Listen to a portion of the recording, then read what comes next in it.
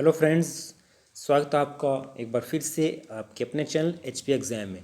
आज की इस वीडियो में हम बात करेंगे भारत के पर्वतों के बारे में। तो दोस्तों, भारत के पर्वतों को अगर हम बांटते हैं तो हम इसको चार भागों में बांटते हैं और इसको हम दो इस प्रकार से बांटते हैं। तो पहले मैं आपको बता दूं कैसे कैसे बांटते हैं, फिर आपको मैप के ऊपर हम डिस्कस करेंगे कौन सा पर्वत कहाँ पर है और कैसे है। तो आइए हम सबसे पहले बात करें। भारत के पर्वतों को हम बांटते हैं, जो पर्वत है भारत के वो मेनली हम हिमालय को काउंट करते हैं।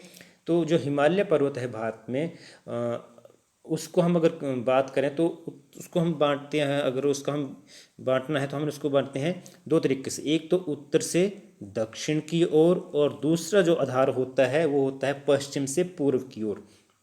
तो उत्तर से दक्षिण की ओर जब हम बांटेंगे हिमालय पर्वत को, उत्तर अगर हम मैप देखते हैं तो मैप में उत्तर ये नॉर्थ साइड होती है और ये साउथ होती है। तो मतलब ऊपर से नीचे की ओर हम बांटें अगर, तो उत्तर से दक्षिण की ओर बांटना है ये अलग तरीका होगा। इस तरीके से हम बांटेंगे तो वो जो विभाजन होगा, वो जो वर्गीकरण होगा वो अलग होगा।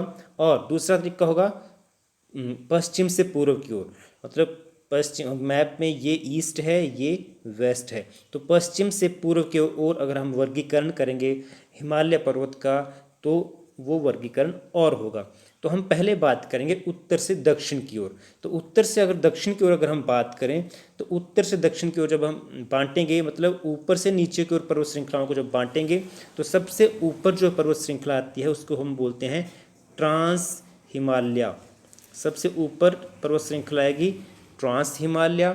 उसके नीचे जो पर्वत श्रृंखला आती है उसको हम कहते हैं ग्रेट हिमालय या बृहद हिमालय। बृहद हिमालय या फिर इसको ग्रेट हिमालय भी कहा जाता है। तीसरे नंबर पर जो श्रृंखला आती है उसको हम क्या कह देते हैं, या तो हम कहते हैं लघु हिमालय, लघु हिमालय, या इसको एक और नाम दिया जाता है मध्य हिमालय, मिड हिमालय भी कह देते हैं, मध्य हिमालय भी कहा जाता है तीसरे नंबर पर। और चौथे नंबर पर जो श्रृंखला आएगी उसको हम कहेंगे शिवालिक, शिवालिक हिमालय या शिवालिक रेंज, या फिर इसको उप हिमालय भी कहते हैं। ये चार वर्गीकरण हैं अगर हम उत्तर से दक्षिण की ओर करें। आइए हम मैप के ऊपर चलते हैं ज़्यादा अच्छे तरीके से समझने के लिए। तो ये है दोस्तों मैप हमारा पर्वतों का। तो पर्वत इस मैप में अगर हम देखें तो सबसे ऊपर ये है, ऊपर काराकोरम रेंज, और ये है लद्दाख रेंज, और ये है जांस्कर रेंज। ये तीन हैं, ये तीनों जो तीनों रेंजेस हैं काराकोरम, लद्दाख और जांस्कर, ये तीनों मिलाकर क्या बनाती हैं, ये हमारा बनाती हैं ट्रांस हिमालय रीजन। ये हमारा ट्रांस हिमालय रीजन बनाती हैं। इसको हम उत्तर पर्वतीय प्रदेश भी कहते हैं, उत्तरीय पर्वतीय प्रदेश भी कहते हैं, ट्रांस हिमालय रीजन कहते हैं। तो इसमें जांस्कर, लद्दाख और काराकोरम रेंज आती है। तो भारत में अगर हम बात करें काराकोरम श्रेणी, काराकोरम श्रेणी की सबसे ऊंची चोटी है K2। K2 इसकी सबसे ऊंची चोटी है, यहाँ पर ये K2 है। K2 इसको हम गॉडविन ऑस्टिन, इसकी हाइट है 8611, 8611 मीटर ऊंचाई है इसकी। ये काराकोरम श्रेणी की सबसे ऊंची चोटी है, ये काराकोरम श्रेणी की सबसे ऊंची चोटी है। और अगर हम भारत की बात करें तो भारत की भी सबसे ऊंची चोटी K2 ही है, लेकिन ये फिलहाल जो है भारत के कब्जे में नहीं है। ये जो हमारा POK है, पाक ऑक्युपाइड कश्मीर है, उसके वहाँ पर है। तो और ये पहली बात, ये जो ट्रांस हिमालय है ये इसका जो निर्माण है ये हिमालय से पहले हो चुका है। हिमालय जो पर्वत है उससे पहले जो पर्वत श्रृंखला बनी थी, तो हिमालय से पहले इस ट्रांस हिमालय रेंज का निर्माण हो चुका है। हिमालय जो पर्वत है वो नवीनतम पर्वत है, ये पुरानी पर्वत श्रृंखला है थोड़ी सी। तो ये सबसे जो पहले थी हिमालय से पर्वत से पहले। तो ये हो गया काराकोरम श्रेणी के बारे में। तो अगर हम इंडिया के हाईएस्ट पीक की बात करें तो काराकोरम रेंज में ही आता है, K2 है, गॉडविन ऑस्टिन है। K2 क्यों कहते हैं, क्योंकि एक तो ये काराकोरम रेंज में है तो काराकोरम से हमने K लेते हैं, और ये क्योंकि सेकंड हाईएस्ट चोटी है, सबसे ऊंची जो है माउंट एवरेस्ट है और दूसरे नंबर पर K2 है, गॉडविन ऑस्टिन है, तो इसलिए इसको हम क्या कहते हैं, दूसरे नंबर पर कहते हैं तो हम इसको K2 भी कहते हैं, गॉडविन ऑस्टिन भी इसका नाम है। तो अब आते हैं हम दूसरे जो भाग था वो है, जो हम दूसरा हमने बात की थी वो है दूसरी श्रृंखला, वो थी वृहद हिमालय या आंतरिक हिमालय या ग्रेट हिमालय। वो ये है रेंज, वो सामने आपको देख रहे हैं, तो ग्रेट हिमालयन रेंज बहुत लंबी है ये। ग्रेट हिमालयन रेंज ये संसार के ज़्यादातर जो है सबसे ऊंची चोटियां हैं, संसार की जो हाईएस्ट पीक जो है वो क्या है, इस ग्रेट हिमालयन रेंज में ही है। यहाँ पर आप देखेंगे ये है माउंट एवरेस्ट, 8,848 मीटर इसकी हाइट है, तो ये यहाँ पर पाई जाती है। ये भी ग्रेट हिमालयन रेंज में ही पाई जाती है।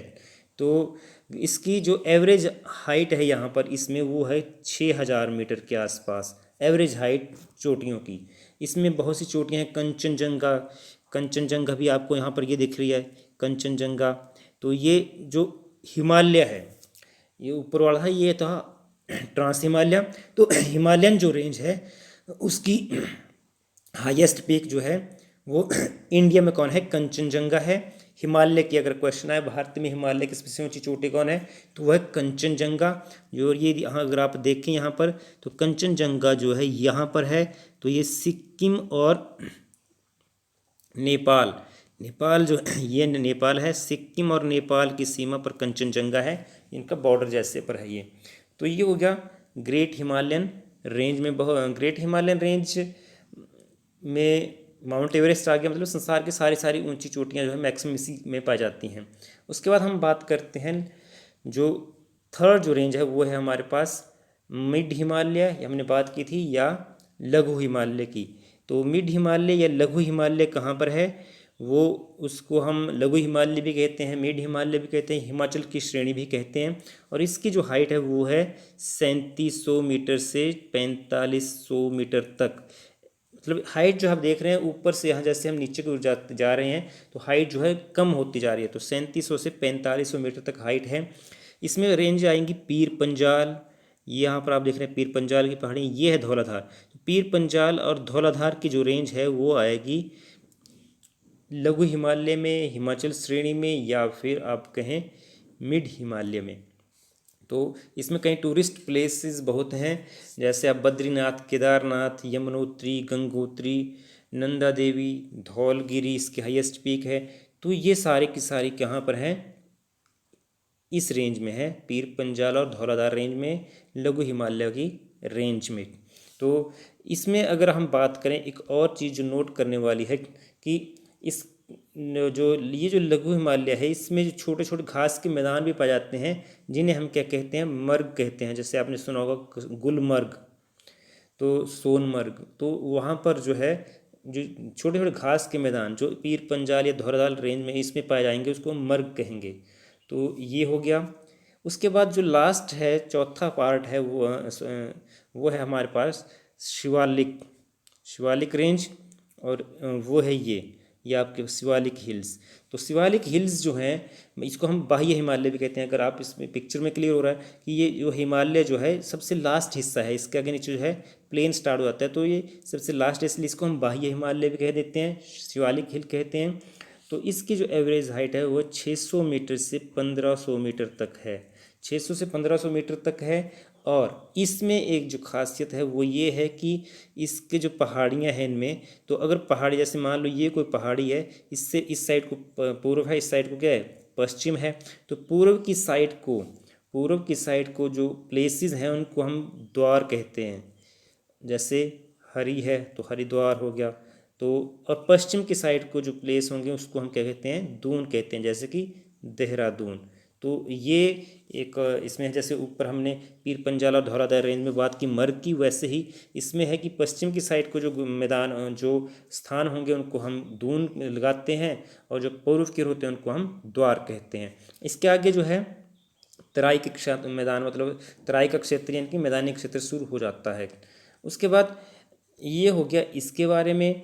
और अगर हम बात करें इसमें कुछ और अगर हम हमारा रहता है तो वो इसमें एक और चीज़ है कि जो शिवालिक या जो रेंजेस हैं, अगर हम रेंजेस की बात करें तो पश्चिम से पूर्व की ओर, अगर हम यहाँ बात करें तो रेंजेस कहाँ कहाँ से कैसे आएंगे। देखिए सबसे ऊपर रेंज, अगर उनका आप क्वेश्चन कई बार आ जाता है कि इनको सीरियल में रखें, तो सबसे ऊपर कराकोरम रेंज, फिर लद्दाख, फिर जांस्कर, फिर ग्रेट हिमालयन रेंज, फिर आई पीर पंजाल और फिर आई धौलाधार।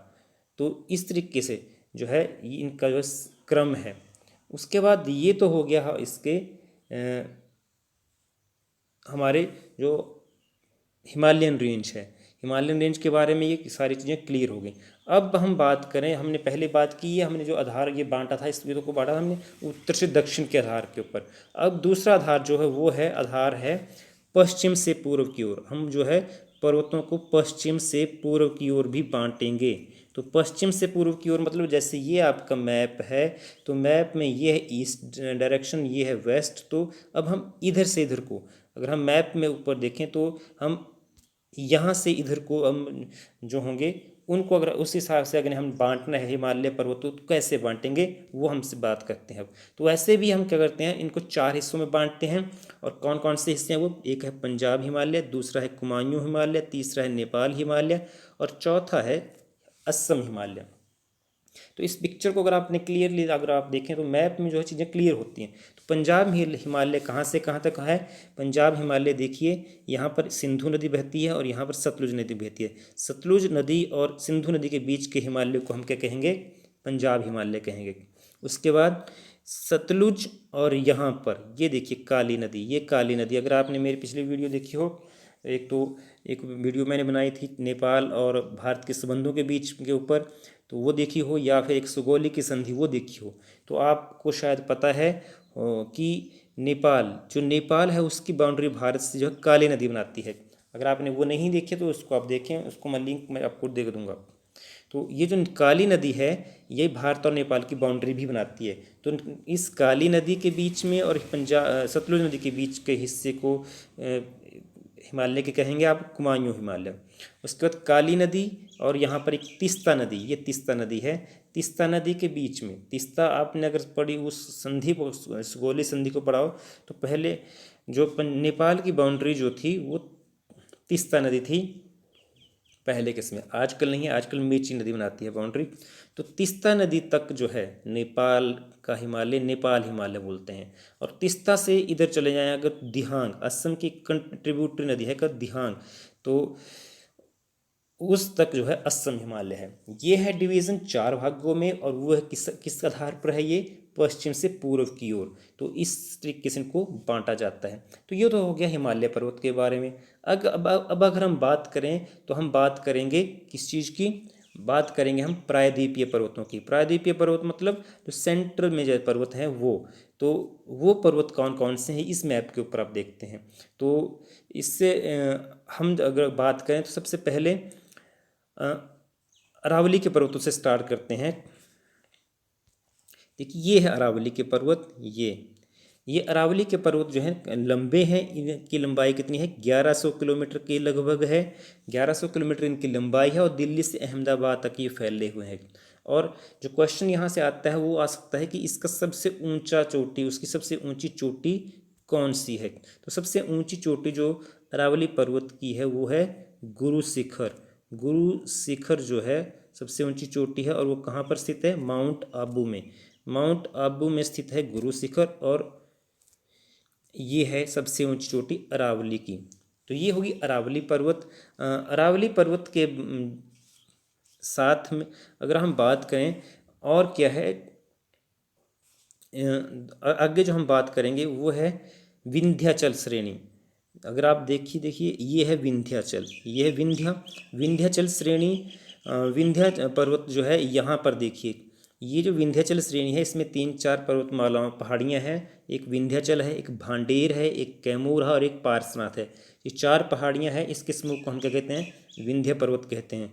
कौन कौन सी, विंध्याचल, एक तो विंध्या होगी, दूसरा भांडेर, तीसरा कैमूर और उसके बाद पार्श्वनाथ। तो ये 4 पहाड़ियों के समूह को हम क्या कहते हैं, विंध्य पर्वत कहते हैं। विंध्य पर्वत में एक और चीज़ आप देखें तो वहाँ पर ये है कि बाकी नदियाँ अगर हम यहाँ पर देखिए सारी जो है नदियाँ जो हैं ये बहकर कहाँ जा रही हैं, इस साइड को जा रही हैं, उनकी बे ऑफ बंगाल की ओर जा रही हैं। लेकिन यहाँ पर देखिए 2 ये नदी, एक ये और एक यहाँ पर ये नदी, ये जो है इस साइड को गिर रही है अरब सागर की ओर। तो ये कौन कौन सी नदियाँ हैं, और ये है नदियाँ 2, एक है नर्मदा नदी, ये एक नर्मदा है और एक कौन सी है, ताप्ती। तो नर्मदा और ताप्ती जो हैं, यहाँ से कहीं पर प्रश्न आता है कि नर्मदा और ताप्ती विंध्याचल पर्वत श्रेणी के बीच में से गुजरती हैं। विंध्याचल पर्वत श्रेणी और सतपुड़ा के पर्वतों को अलग करती है नर्मदा। तो ये है, और ये जाती इस सागर अरब सागर की ओर ही क्यों गिरती है, क्योंकि ये रिफ्ट वैली में बहती है, दरार घाटी में बहती है, इसलिए ये जो है इस साइड को अरब सागर में गिरती है विंध्याचल पर्वत श्रेणी। ये है विंध्य। उसके बाद अगर हम बात करें अगर हम सतपुड़ा की भी बात कर लें तो सतपुड़ा जो है इसका सर्वोच्च सबसे ऊंचा शिखर, ये सतपुड़ा की श्रेणी है। सतपुड़ा का सबसे सर्वोच्च ऊंचा शिखर कौन सा है, धूपगढ़ है। धूपगढ़ जो है सबसे ऊंचा शिखर है, 1350 मीटर इसकी हाइट है। 1350 मीटर इसकी हाइट है, मध्य प्रदेश में स्थित है ये। तो ये है सतपुड़ा की पहाड़ियाँ। सतपुड़ा की पहाड़ियों के साथ में अगर आप देखिए तो कौन सी नदी बह रही है, आप मैप डाल, ये ताप्ती नदी है। तो ताप्ती नदी सतपुड़ा के साथ है। सतपुड़ा और विंध्य के पर्वत के बीच में कौन सी नदी बह रही है, नर्मदा नदी। तो ये दो नदियां हैं। उसके बाद हम बात करें, ये तो हो गया। इसके बाद एक ही ये आता है वेस्टर्न घाट, पश्चिमी घाट। पश्चिमी घाट को एक और नाम दिया जाता है, इसको हम एक और नाम देते हैं सह्याद्री पर्वत भी बोलते हैं इसको, सह्याद्री पर्वत श्रेणी। तो ये नाम भी दिया जाता है इसको। अब इसको देखिए कि ये फैला कहाँ से कहाँ तक है। यहाँ पर ये ताप्ती नदी है, ताप्ती नदी से लेके इसका फैलाव जो है यहाँ तक है। और यहाँ पर एक नाम लिखा है नीलगिरी, ये है नीलगिरी की पहाड़ियाँ। तो नीलगिरी की पहाड़ियों तक फैला है वेस्टर्न घाट, पश्चिमी घाट। पश्चिमी घाट में जो अब बात करिए पश्चिमी घाट, एक तो देखिए आप में डिफरेंस क्या है पश्चिमी घाट में। ये पश्चिम, क्योंकि डायरेक्शन इसकी क्या है, पश्चिम। ये अगर ये है तो ये ईस्ट है और ये वेस्ट है। तो डायरेक्शन जो है स्थिति इसकी वेस्ट में, तो इसको वेस्टर्न घाट कहते हैं। इसके ठीक सामने क्या है, देखिए यहाँ पर भी पर्वत श्रेणी है, लेकिन ये अलग अलग है, ये कंटिन्यूस नहीं है, जबकि ये क्या है, कंटिन्यूस है। कंटिन्यूस इसलिए है क्योंकि ये ऊंचे हैं पर्वत, ये ऊंचे हैं और यहाँ से कोई नदी भी क्रॉस नहीं करती है। और यहाँ से क्या है, बहुत सी नदियाँ हैं क्योंकि क्रॉसिंग करती है, जिन्होंने इन पहाड़ों को काट रखा है। और साथ में इनकी हाइट क्या है, जो पूर्वी घाट हैं उनकी छोटी है। तो इन पहाड़ियों की हाइट छोटी है, पूर्वी घाट की पहाड़ियों की हाइट छोटी है, जबकि पश्चिमी घाट की जो पहाड़ियाँ हैं उनकी हाइट क्या है, ऊंचाई जो है ज़्यादा है। लेकिन यहाँ पर देखिए, यहाँ पर लंबाई इनकी ज़्यादा है। जो पूर्वी घाट है इसकी लंबाई जो है ज़्यादा है एज़ कम्पेयर टू वेस्टर्न घाट। तो अगर हम अब बात करें कि ये जो वेस्टर्न घाट है, वेस्टर्न घाट है, तो इस पर एक और चीज़ है, वो है भारत का सबसे ऊंचा जलप्रपात। भारत का सबसे ऊंचा जलप्रपात जो है वो है गरसोप्पा जलप्रपात, महात्मा गांधी जलप्रपात भी बोलते हैं। और वो शरावती नदी पर है, शरावती नदी के ऊपर है, और वो भी कहाँ है, वेस्टर्न घाट में है। उसके बाद अगर हम बात करें तो ईस्टर्न घाट की तो पूर्वी घाट की अगर हम बात करें तो पूर्वी घाट में जो मेन चीज़ है, मेन पहाड़ियाँ हैं वो कौन सी हैं, शेवराव की पहाड़ियाँ हैं। जहाँ से कई बार प्रश्न आ जाता है कि शेवराव की पहाड़ियाँ कहाँ पर हैं। तो शेवराव की पहाड़ियाँ तमिलनाडु में हैं, पूर्वी घाट में हैं। तो इसके बाद एक और चीज़ आप देखें कि ये जो वेस्टर्न घाट है और ईस्टर्न घाट, ये आपस में यहाँ पर मिलते भी हैं। और ये मिलते कहाँ पर हैं, ये है नीलगिरी की पहाड़ियाँ। कई बार ये प्रश्न आता है कि पूर्वी घाट और पश्चिमी घाट का मिलन कहाँ पर होता है, तो नीलगिरी की पहाड़ियाँ हैं। तो ये यहाँ पर नीलगिरी की पहाड़ियों के ऊपर ये दोनों घाट मिलते हैं, ये पश्चिमी और पूर्वी घाट। तो उसके बाद नीलगिरी की ये जो पर्वत है, नीलगिरी पहाड़ी हैं, इसका सबसे ऊंचा शिखर कौन है, नीलगिरी की पहाड़ियों का सबसे ऊंचा शिखर है डोडा बेटा जो है सबसे ऊंचा शिखर है किसका, नीलगिरी पहाड़ियों का। नीलगिरी पहाड़ियों का सबसे ऊंचा शिखर डोडा बेटा है, जिसकी हाइट कितनी है, 2623 मीटर है। ये सब 2623 मीटर है। और ये जो साउथ इंडिया है हमारा, साउथ इंडिया का सब सेकंड हाईएस्ट है। डोडा बेटा जो है साउथ इंडिया दक्षिणी भारत का दूसरा सबसे ऊंचा शिखर है डोडा बेटा। तो दूसरा सबसे ऊंचा है, तो पहला कौन है, पहला ठीक इसके नीचे, ये नीलगिरी की पहाड़ियों के नीचे एक और पहाड़ियाँ हैं नीलगिरी की पहाड़ियों के नीचे। कौन सी हैं? नीलगिरी की पहाड़ियों के नीचे हैं अन्नामलाई की पहाड़ियाँ। नीलगिरी की पहाड़ियों के नीचे अगर ये नीलगिरी हैं, यहाँ पर ये नीलगिरी हैं, तो इसके ठीक नीचे अन्नामलाई, इसके ठीक नीचे है अन्नामलाई की पहाड़ियाँ। हाँ, अन्नामलाई की पहाड़ियाँ हैं, इसके ठीक नीचे नीलगिरी के ठीक नीचे जो है अन्नामलाई की पहाड़ियाँ हैं। और ये अन्नामलाई की पहाड़ियों में एक स्थित है एक चोटी जिसका नाम है अनाईमुड़ी। जो अनाईमुड़ी है वो दक्षिण भारत की सबसे ऊंची चोटी है। अनाईमुड़ी दक्षिण भारत की सबसे ऊंची चोटी है जो नीलगिरी के दक्षिण में स्थित है। एक और हमारे पास मैप है, मैं उसके सहायता से आपको दिखाने की कोशिश करता हूँ। ये यहाँ पर ये है नीलगिरी की पहाड़ियाँ, ये सबसे ऊंची चोटी है इसकी डोडो बेटा।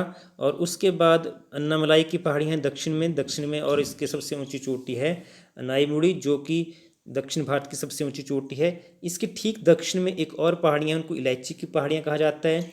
इलायची की पहाड़ियाँ कौन से स्टेट में है? केरल में। इलायची की पहाड़ियाँ कहाँ पर हैं? केरल में स्थित हैं ये। और सबसे लास्ट में स्थित हैं नागरकोइल। सबसे लास्ट में है नागरकोइल। तो नागरकोइल अगर क्वेश्चन आता है आपको कि साउथ इंडिया में सबसे या इंडिया के सबसे साउदर्न पहाड़ियाँ कौन सी हैं, तो नागरकोइल है।